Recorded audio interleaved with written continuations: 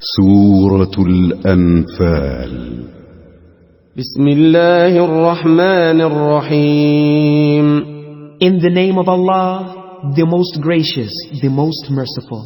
يسألونك عن الأنفال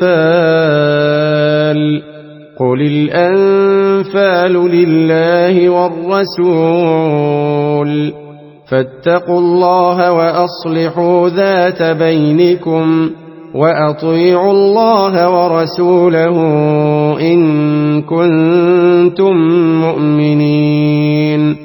They ask you about the spoils of war. Say, the spoils are for Allah and the Messenger.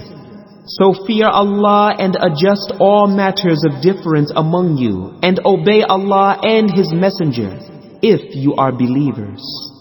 إنما المؤمنون الذين إذا ذكر الله وجلت قلوبهم وإذا تليت عليهم آياته زادتهم إيمانا وعلى ربهم يتوكلون. The believers are only those who, when Allah is mentioned, feel a fear in their hearts, and when His verses are recited unto them, they increase their faith, and they put their trust in their Lord. الذين يقيمون الصلاة ومما رزقناهم ينفقون.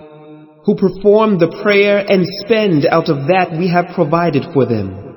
أولئك هم المؤمنون حقا لهم درجات عند ربهم ومغفرة ورزق كريم.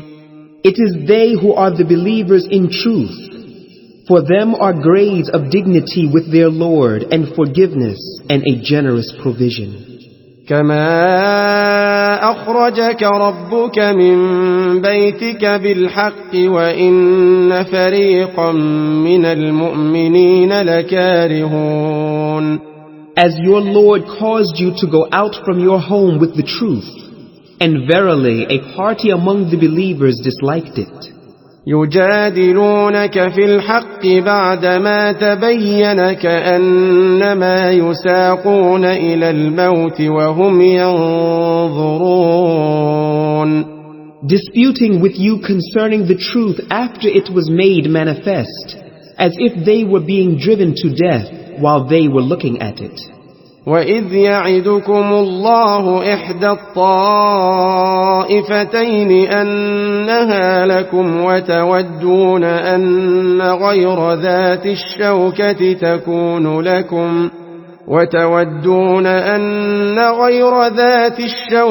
تَكُونُ لَكُمْ وَيُرِيدُ اللَّهُ أَن يُحِقَّ الْحَقَّ بِكَلِمَاتِهِ وَيَقْطَعَ دَابِرَ الْكَافِرِينَ. And remember when Allah promised you Muslims, one of the two parties, either the army or the caravan, that it should be yours. You wish that the one not armed should be yours. But Allah willed to justify the truth by His words and to cut off the roots of the disbelievers. لِيُحِقَّ الْحَقَّ وَيُبْطِلَ الْبَاطِلَ وَلَوْ كَرِهَ الْمُجْرِمُونَ. That He might cause the truth to triumph and bring falsehood to nothing, even though the disbelievers hate it. إِذْ تَسْتَغِيثُونَ رَبَّكُمْ فَاسْتَجَابَ لَكُمْ أَنِّي مُمِدُّكُمْ بِأَلْفٍ مِّنَ الْمَلَائِكَةِ مُرْدِفِينَ. Remember when you sought help of your Lord and He answered you saying, I will help you with 1,000 of the angels, each behind the other in succession. وَمَا جَعَلَهُ اللَّهُ إِلَّا بُشْرَى وَلِتَطْمَئِنَّ بِهِ قُلُوبُكُمْ وَمَا النَّصْرُ إِلَّا مِنْ عِندِ اللَّهِ إِنَّ اللَّهَ عَزِيزٌ حَكِيمٌ. Allah made it only as glad tidings, and that your hearts be at rest therewith. And there is no victory except from Allah. Verily Allah is Almighty, all-wise. إذ يغشيكم النعاس أمنة منه وينزل عليكم من السماء ماء ليطهركم به ويذهب عنكم رجز الشيطان وليربط على قلوبكم ويثبت به الأقدام. Remember when he covered you with a slumber as a security from him, and he caused water to descend on you from the sky, to clean you thereby and to remove from you the whispering of the shaitan, and to strengthen your hearts, and to make your feet firm thereby. إذ يوحي ربك إلى الملائكة أني معكم فثبتوا الذين آمنوا سألقي في قلوب الذين كفروا الرعب فاضربوا فوق الأعناق واضربوا منهم كل بنان. Remember when your Lord revealed to the angels, "Verily I am with you, so keep firm those who have believed. I will cast terror into the hearts of those who have disbelieved, so strike them over the necks and smite over all their fingers and toes." ذلك بأنهم شاقوا الله ورسوله ومن يشاقق الله ورسوله فإن الله شديد العقاب. This is because they defied and disobeyed Allah and His Messenger. And whoever defies and disobeys Allah and His Messenger, then verily Allah is severe in punishment. ذلكم فذوقوه وأن للكافرين عذاب النار. This is the torment, so taste it. And surely for the disbelievers is the torment of the fire. يا أيها الذين آمنوا إذا لقيتم الذين كفروا زحفا فلا تولوهم الأدبار. O you who believe, when you meet those who disbelieve in a battlefield, never turn your backs to them. ومن يولهم يومئذ دبره إلا متحرفا لقتال أو متحيزا إلى فئة فقد باء بغضب من الله ومأواه جهنم وبئس المصير. And whoever turns his back to them on such a day, unless it be a stratagem of war, or to retreat to a troop of his own, he indeed has drawn upon himself wrath from Allah, and his abode is hell, and worst indeed is that destination. فلم تقتلوهم ولكن الله قتلهم وما رميت إذ رميت ولكن الله رمى وليبلي المؤمنين منه بلاء حسنا إن الله سميع عليم. You killed them not, but Allah killed them. And you threw not when you did throw, but Allah threw, that He might test the believers by a fair trial from Him. Verily Allah is all hearer, all knower. ذلكم وأن الله موهن كيد الكافرين. This is the fact, and surely Allah weakens the deceitful plot of the disbelievers. إن تستفتحوا فقد جاءكم الفتح وإن تنتهوا فهو خير لكم وإن تعودوا نعد ولن تغني عنكم فئتكم شيئا ولو كثرت وأن الله مع المؤمنين. O disbelievers, if you ask for a judgment, now has the judgment come unto you. And if you cease to do wrong, it will be better for you.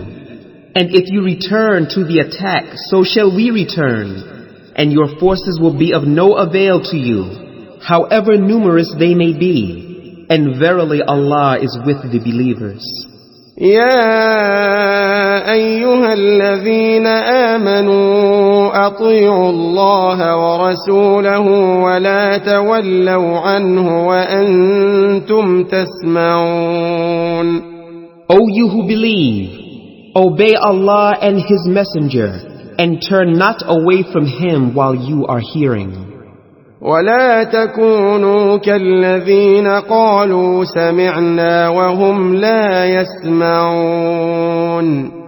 And be not like those who say, we have heard, but they hear not. إن شر الدواب عند الله الصم البكم الذين لا يعقلون.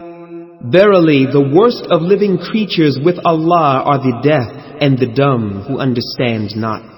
ولو علم الله فيهم خيرا لأسمعهم ولو أسمعهم لتولوا وهم معرضون. Had Allah known of any good in them, He would indeed have made them listen. And even if He had made them listen, they would but have turned away with aversion. يا أيها الذين آمنوا استجيبوا لله وللرسول إذا دعاكم لما يحييكم واعلموا أن الله يحول بين المرء وقلبه وأنه إليه تحشرون. O you who believe, answer Allah and His Messenger when He calls you to that which will give you life, and know that Allah comes in between a person and his heart, and verily to Him you shall all be gathered. واتقوا فتنة لا تصيبن الذين ظلموا منكم خاصة واعلموا أن الله شديد العقاب. And fear the trial which affects not in particular only those of you who do wrong, and know that Allah is severe in punishment.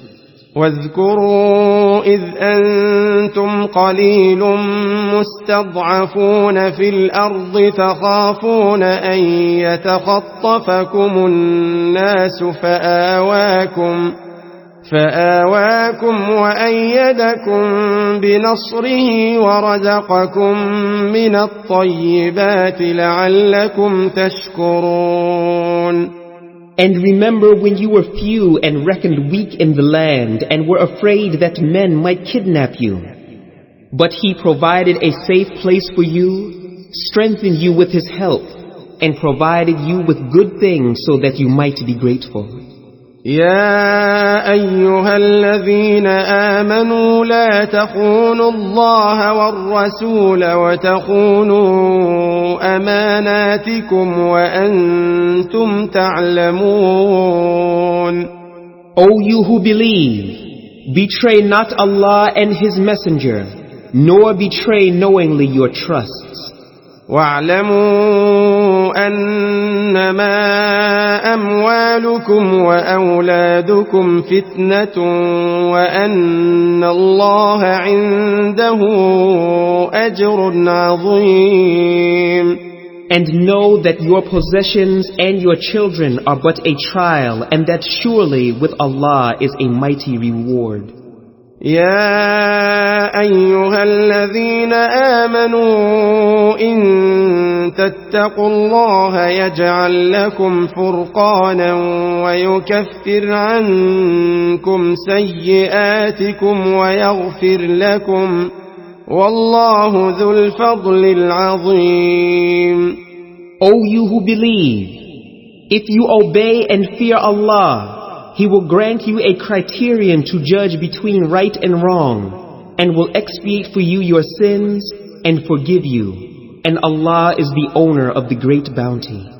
وإذ يمكر بك الذين كفروا ليثبتوك أو يقتلوك أو يخرجوك ويمكرون ويمكر الله والله خير الماكرين. And remember when the disbelievers plotted against you to imprison you or to kill you or to get you out from your home. They were plotting, and Allah too was plotting, and Allah is the best of those who plot. وَإِذَا تُتْلَى عَلَيْهِمْ آيَاتُنَا قَالُوا قَدْ سَمِعْنَا لَوْ نَشَاءُ لَقُلْنَا مِثْلَ هَذَا إِنْ هَذَا إِلَّا أَسَاطِيرُ الْأَوَّلِينَ. And when our verses are recited to them, they say, "We have heard. If we wish, we can say the like of this. This is nothing but the tales of the ancients." وَإِذْ قَالُوا اللَّهُمَّ إِن كَانَ هَذَا هُوَ الْحَقَّ مِنْ عِندِكَ فَأَمْطِرْ عَلَيْنا حِجَارَةً مِنَ السَّمَاءِ أَوْ ائْتِنَا بِعَذَابٍ أَلِيمٍ. And remember when they said, "O Allah, if this is indeed the truth revealed from you, then rain down stones on us from the sky, or bring on us a painful torment." وَمَا كَانَ اللَّهُ لِيُعَذِّبَهُمْ وَأَنْتَ فِيهِمْ وَمَا كَانَ اللَّهُ مُعَذِّبَهُمْ وَهُمْ يَسْتَغْفِرُونَ. And Allah would not punish them while you are amongst them, nor will He punish them while they seek Allah's forgiveness. وَمَا لَهُمْ أَلَّا يُعَذِّبَهُمُ اللَّهُ وَهُمْ يَصُدُّونَ عَنِ الْمَسْجِدِ الْحَرَامِ وَمَا كَانُوا أَوْلِيَاءَهُ إِنْ أَوْلِيَاؤُهُ إِلَّا الْمُتَّقُونَ وَلَكِنَّ أَكْثَرَهُمْ لَا يَعْلَمُونَ. And why should not Allah punish them while they hinder men from Al-Masjid Al-Haram and they are not its guardians? None can be its guardians except the pious, but most of them know not. وَمَا كَانَ صَلَاتُهُمْ عِندَ الْبَيْتِ إِلَّا مُكَاءً وَتَصْدِيَةً فَذُوقُوا الْعَذَابَ بِمَا كُنْتُمْ تَكْفُرُونَ. Their prayer at the house was nothing but whistling and clapping of hands. Therefore, taste the punishment because you used to disbelieve. إِنَّ الَّذِينَ كَفَرُوا يُنْفِقُونَ أَمْوَالَهُمْ لِيَصُدُّوا عَنْ سَبِيلِ اللَّهِ فسينفقونها ثم تكون عليهم حسرة ثم يغلبون والذين كفروا إلى جهنم يحشرون. Verily, those who disbelieve spend their wealth to hinder men from the path of Allah, and so they will continue to spend it. But in the end, it will become an anguish for them. Then they will be overcome, and those who disbelieve will be gathered unto hell. ليميز الله الخبيث من الطيب ويجعل الخبيث بعضه على بعض فيركمه جميعا فيجعله في جهنم أولئك هم الخاسرون. In order that Allah may distinguish the wicked from the good and put the wicked one over another, heap them together and cast them into hell. It is they who are the losers. قل للذين كفروا إن ينتهوا يغفر لهم ما قد سلف وإن يعودوا فقد مضت سنة الأولين. Say to those who have disbelieved, if they cease from disbelief, their past will be forgiven. But if they return thereto, then the examples of those punished before them have already preceded as a warning. وقاتلوهم حتى لا تكون فتنة ويكون الدين كله لله فإن انتهوا فإن الله بما يعملون بصير. And fight them until there is no more disbelief, and the religion will all be for Allah alone. But if they cease, then certainly Allah is all-seer of what they do. وَإِن تَوَلَّوْا فَاعْلَمُوا أَنَّ اللَّهَ مَوْلَاكُمْ نِعْمَ الْمَوْلَى وَنِعْمَ النَّصِيرُ. And if they turn away, then know that Allah is your supporter. What an excellent supporter and what an excellent helper. وَاعْلَمُوا أَنَّمَا غَنِمْتُم مِّن شَيْءٍ فَأَنَّ لِلَّهِ خُمُسَهُ وَلِلرَّسُولِ وَلِذِي الْقُرْبَى وَالْيَتَامَى وَالْمَسَاكِينِ وَابْنِ السَّبِيلِ إِن كُنتُمْ آمنتم بِاللَّهِ وَمَا أَنزَلْنَا عَلَى عَبْدِنَا يَوْمَ الْفُرْقَانِ يَوْمَ الْتَقَى الْجَمْعَانِ وَاللَّهُ عَلَى كُلِّ شَيْءٍ قَدِيرٌ. And know that whatever of war booty that you may gain, verily 1/5 of it is assigned to Allah and to the Messenger and to the near relatives of the Messenger, the orphans, the needy, and the wayfarer. If you have believed in Allah and in that which we sent down to our slave on the day of criterion, the day when the two forces met, and Allah is able to do all things. إذ أنتم بالعدوة الدنيا وهم بالعدوة القصوى والركب أسفل منكم ولو تواعدتم لاختلفتم في الميعاد ولكن ليقضي الله أمرا كان مفعولا ليهلك من هلك عن بينة ويحيى من حي عن بينة وإن الله لسميع عليم. And remember when you were on the near side of the valley, and they on the farther side, and the caravan on the ground lower than you. Even if you had made a mutual appointment to meet, you would certainly have failed in the appointment. But you met that Allah might accomplish a matter already ordained, so that those who were to be destroyed might be destroyed after a clear evidence, and those who were to live might live after a clear evidence. And surely Allah is all-hearer, all-knower.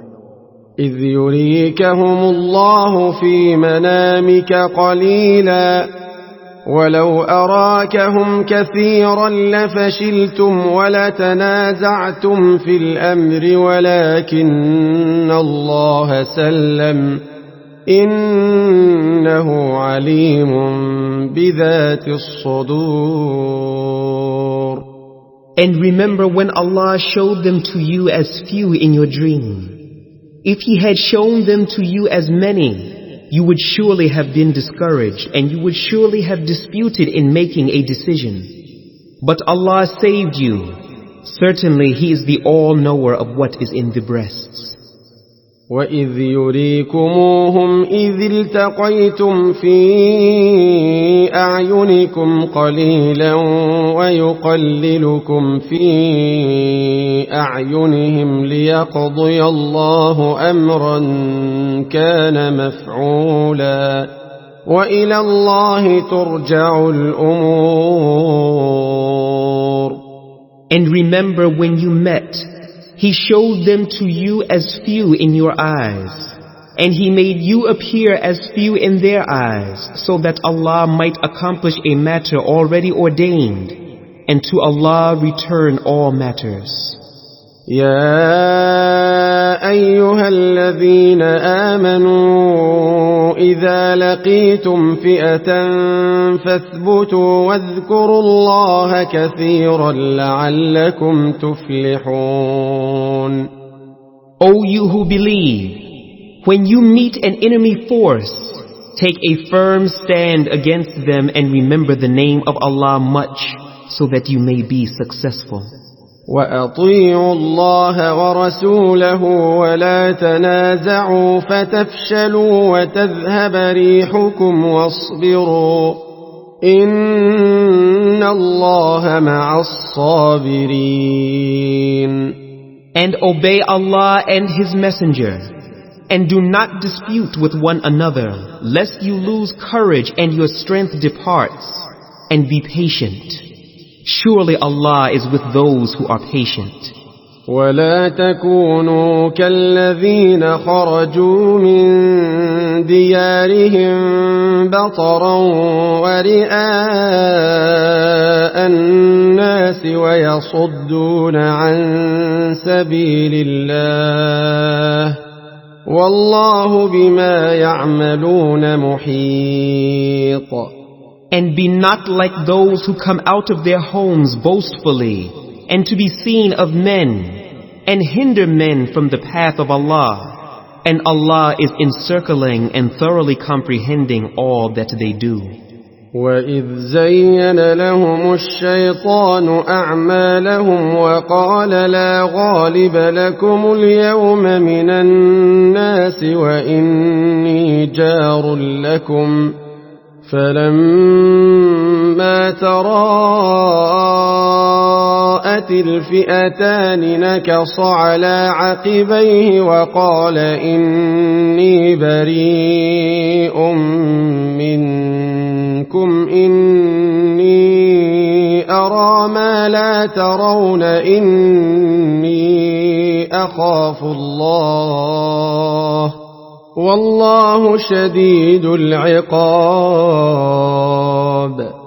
And remember when Shaitan made their evil deeds seem fair to them and said, no one of mankind can overcome you this day of the battle of Badr, and verily I am your neighbor for every help. But when the two forces came in sight of each other, he ran away and said, verily I have nothing to do with you. Verily I see what you see not. Verily I fear Allah, for Allah is severe in punishment. إذ يقول المنافقون والذين في قلوبهم مرض غر هؤلاء دينهم ومن يتوكل على الله فإن الله عزيز حكيم. When the hypocrites and those in whose hearts there was a disease said, these people are deceived by their religion, but whoever puts his trust in Allah, then surely Allah is almighty, all-wise. ولو ترى إذ يتوفى الذين كفروا الملائكة يضربون وجوههم وأدبارهم وذوقوا عذاب الحريق. And if you could see when the angels take away the souls of those who disbelieve, they smite their faces and their backs, saying, taste the punishment of the blazing fire. ذلك بما قدمت أيديكم وأن الله ليس بظلام للعبيد. This is because of that which your hands have forwarded, and verily Allah is not unjust to His slaves. كدأب آل فرعون والذين من قبلهم كفروا بآيات الله فأخذهم الله بذنوبهم إن الله قوي شديد العقاب. similar to the behavior of the people of Fir'aun and of those before them. They rejected the proofs of Allah, so Allah punished them for their sins. Verily, Allah is all strong, severe in punishment. ذلك بأن الله لم يك مغيرا نعمة أنعمها على قوم حتى يغيروا ما بأنفسهم وأن الله سميع عليم. That is so because Allah will never change a grace which He has bestowed on a people until they change what is in their own selves. And verily Allah is all hearer, all knower. كدأب آل فرعون والذين من قبلهم كذبوا بآيات ربهم فأهلكناهم بذنوبهم وأغرقنا آل فرعون وكل كانوا ظالمين. Similar to the behavior of the people of Fir'aun and those before them, they denied the proofs and revelations of their Lord, so we destroyed them for their sins. And we drowned the people of Fir'aun, for they were all wrongdoers. إن شر الدواب عند الله الذين كفروا فهم لا يؤمنون. Verily, the worst of moving creatures before Allah are those who disbelieve, so they shall not believe. الذين عاهدت منهم ثم ينقضون عهدهم في كل مرة وهم لا يتقون. They are those with whom you made a covenant, but they break their covenant every time and they do not fear Allah. فإما تثقفنهم في الحرب فشرد بهم من خلفهم لعلهم يذكرون. So if you gain the mastery over them in war, punish them severely in order to disperse those who are behind them, so that they may learn a lesson. وَإِمَّا تَخَافَنَّ مِنْ قَوْمٍ خِيَانَةً فَانبِذْ إِلَيْهِمْ عَلَى سَوَاءٍ إِنَّ اللَّهَ لَا يُحِبُّ الْخَائِنِينَ. If you fear treachery from any people, throw back their covenant to them so as to be on equal terms. Certainly Allah likes not the treacherous. وَلَا يَحْسَبَنَّ الَّذِينَ كَفَرُوا سَبَقُوا إِنَّهُمْ لَا يُعْجِزُونَ. And let not those who disbelieve think that they can escape from the punishment. Verily they will never be able to save themselves. وَأَعِدُّوا لَهُم مَّا اسْتَطَعْتُم مِّن قُوَّةٍ وَمِن رِّبَاطِ الْخَيْلِ تُرْهِبُونَ بِهِ عَدُوَّ اللَّهِ وَعَدُوَّكُمْ وَآخَرِينَ مِن دُونِهِمْ لَا تَعْلَمُونَهُمْ اللَّهُ يَعْلَمُهُمْ وَمَا تُنفِقُوا مِن شَيْءٍ فِي سَبِيلِ اللَّهِ يُوَفَّ إِلَيْكُمْ وَأَنْتُمْ لَا تُظْلَمُونَ. And make ready against them all you can of power, including steeds of war to threaten the enemy of Allah and your enemy, and others besides whom you may not know, but whom Allah does know. And whatever you shall spend in the cause of Allah shall be repaid unto you, and you shall not be treated unjustly.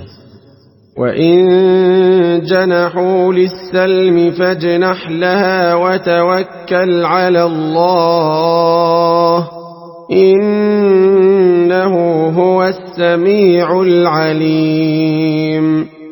But if they incline to peace, you also incline to it and put your trust in Allah. Verily, He is the All-Hearer, the All-Knower. وَإِن يُرِيدُوا أَن يَخْدَعُوكَ فَإِنَّ حَسْبَكَ اللَّهُ هُوَ الَّذِي أَيَّدَكَ بِنَصْرِهِ وَبِالْمُؤْمِنِينَ. And if they intend to deceive you, then verily Allah is all sufficient for you. He it is who has supported you with His help and with the believers. وَأَلَّفَ بَيْنَ قُلُوبِهِمْ لَوْ أَنفَقْتَ مَا فِي الْأَرْضِ جَمِيعًا مَا أَلَّفْتَ بَيْنَ قُلُوبِهِمْ وَلَكِنَّ اللَّهَ أَلَّفَ بَيْنَهُمْ إِنَّهُ عَزِيزٌ حَكِيمٌ. And He has united their hearts. If you had spent all that is in the earth, you could not have united their hearts. But Allah has united them. Certainly He is Almighty, All-Wise. يا أيها النبي حسبك الله ومن اتبعك من المؤمنين. O Prophet, Allah is sufficient for you and for the believers who follow you. يا أيها النبي حرض المؤمنين على القتال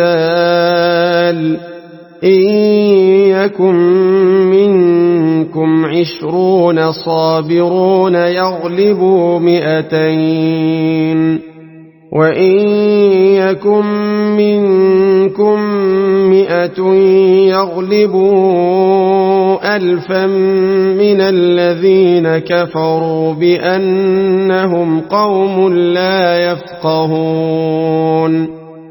O Prophet, urge the believers to fight. If there are 20 steadfast persons among you, they will overcome 200. And if there be 100 steadfast persons, they will overcome 1,000 of those who disbelieve. Because they, the disbelievers, are a people who do not understand.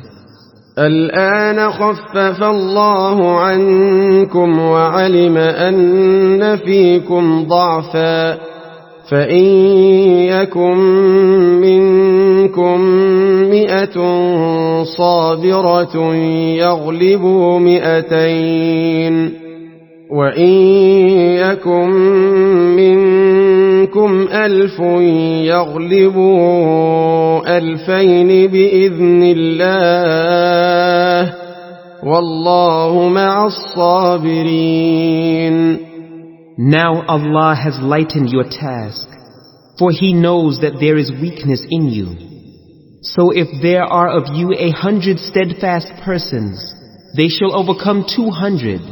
And if there are 1,000 of you, they shall overcome 2,000 with the leave of Allah. And Allah is with the patient. ما كان لنبي أن يكون له أسرى حتى يثخن في الأرض تريدون عرض الدنيا والله يريد الآخرة والله عزيز حكيم. It is not for a prophet that he should have prisoners of war and free them with ransom until he has made a great slaughter among his enemies in the land. You desire the good of this world, but Allah desires for you the hereafter, and Allah is Almighty, All-Wise. لولا كتاب من الله سبق لمسكم فيما أخذتم عذاب عظيم. Were it not a previous ordainment from Allah, a severe torment would have touched you for what you took. فكلوا مما غنمتم حلالا طيبا واتقوا الله إن الله غفور رحيم. So enjoy what you have gotten of booty in war, lawful and good, and be afraid of Allah. Certainly Allah is oft forgiving, most merciful. يا أيها النبي قل لمن في أيديكم من الأسرى إن يعلم الله في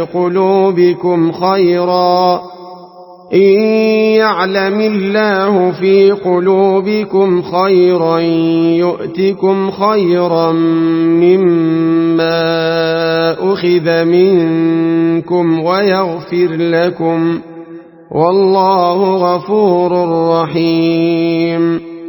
O Prophet, say to the captives that are in your hands, if Allah knows any good in your hearts, He will give you something better than that which has been taken from you. And He will forgive you. And Allah is oft forgiving, most merciful. وَإِن يُرِيدُوا خِيَانَتَكَ فَقَدْ خَانُوا اللَّهَ مِن قَبْلُ فَأَمْكَنَ مِنْهُمْ وَاللَّهُ عَلِيمٌ حَكِيمٌ. But if they intend to betray you, they indeed betrayed Allah before. So He gave you power over them. And Allah is all-knower, all-wise. إن الذين آمنوا وهاجروا وجاهدوا بأموالهم وأنفسهم في سبيل الله والذين آووا ونصروا أولئك بعضهم أولياء بعض والذين آمنوا ولم يهاجروا ما لكم من ولايتهم من شيء حتى يهاجروا وإن استنصروكم في الدين فعليكم النصر إلا على قوم بينكم وبينهم ميثاق والله بما تعملون بصير. Verily, those who believed and immigrated and strove hard and fought with their property and their lives in the cause of Allah, as well as those who gave them asylum and help, these are all allies to one another. And to those who believed but did not immigrate, you owe no duty of protection to them until they immigrate. But if they seek your help in religion, it is your duty to help them except against a people with whom you have a treaty of mutual alliance. And Allah is the all-seer of what you do. والذين كفروا بعضهم أولياء بعض إلا تفعلوه تكن فتنة في الأرض وفساد كبير. And those who disbelieve are allies of one another. And if you Muslims do not become allies, there will be wars and polytheism and oppression on the earth and great mischief and corruption. والذين آمنوا وهاجروا وجاهدوا في سبيل الله والذين آووا ونصروا أولئك هم المؤمنون حقا لهم مغفرة ورزق كريم. And those who believed and immigrated and strove hard in the cause of Allah, as well as those who gave them asylum and aid, these are the believers in truth. For them is forgiveness and a generous provision. والذين آمنوا من بعد وهاجروا وجاهدوا معكم فأولئك منكم وأولو الأرحام بعضهم أولى ببعض في كتاب الله إن الله بكل شيء عليم. And those who believed afterwards and immigrated and strove hard along with you, they are of you. But kindred by blood are nearer to one another regarding inheritance in the decree ordained by Allah. Verily Allah is the all-knower of everything.